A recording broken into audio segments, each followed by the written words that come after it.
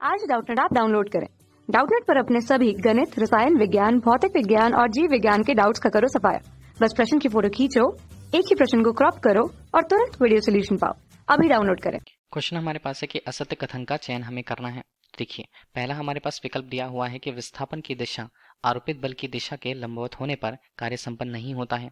दूसरा, विस्थापन सदिश बल के मध्य कोण का मान अगर अधिक कोण हो तो संपन्न कार्य यहाँ पर ऋणात्मक होगा। तीसरा, घर्षण बल एक असंरक्षित बल होते हैं। और चौथा, सभी केंद्रीय बल असंरक्षित बल होते हैं, ये कहा गया है। कौन सा मान यहाँ पर गलत होगा वो हमें देखना है। जो असत्य होगा वो पहली स्थिति अगर हम बता दें कि विस्थापन की दिशा आरोपित बल की दिशा के लंबवत होने पर, देखिए एक सतह हमने ले ली, उस पर एक पिंड हमने रख दिया, ठीक है।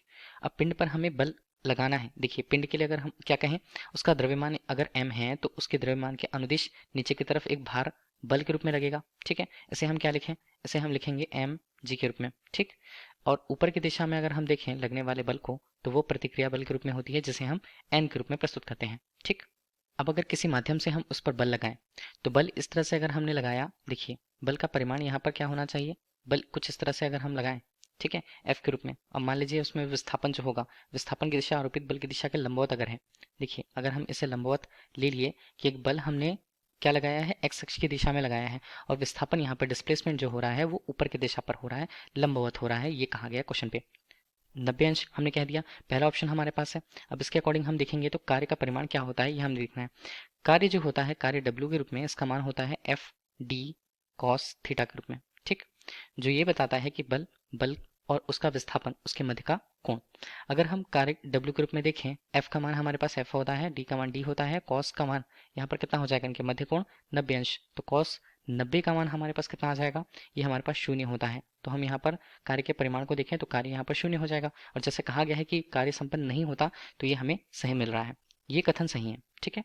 तो हमें असत्य कथन ढूंढना है। दूसरा क्या बोल रखा है कि अगर हम विस्थापन सदिश जो है बल के मध्य कोण का मान अधिक कोण हो तो हम कार्य के रूप में फिर से देख लेते हैं, W डैश के रूप में इसे प्रस्तुत कर देंगे एफ डी, और cos के रूप में इसका मान जो होगा 90 से अधिक होगा, ठीक है।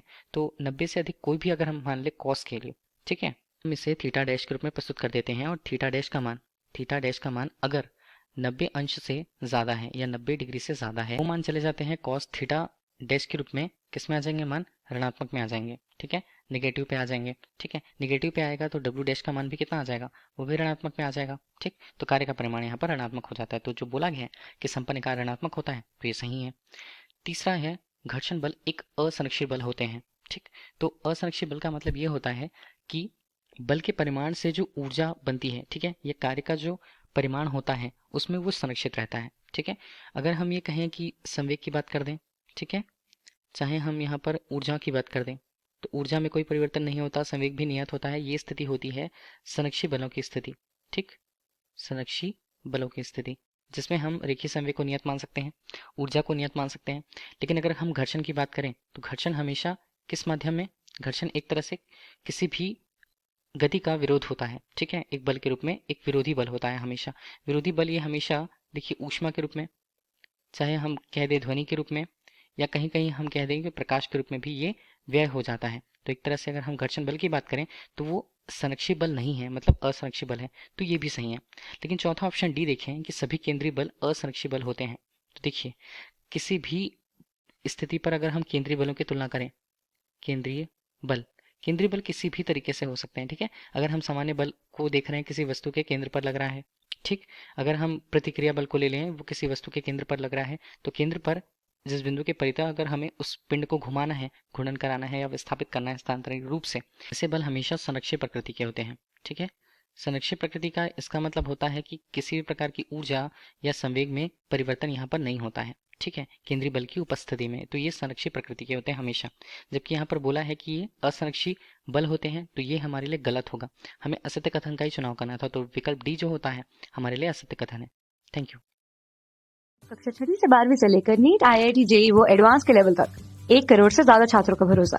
आज ही डाउनलोड करें डाउटनेट ऐप या व्हाट्सएप करें अपने सारे डाउट्स 8400 400 400 पर।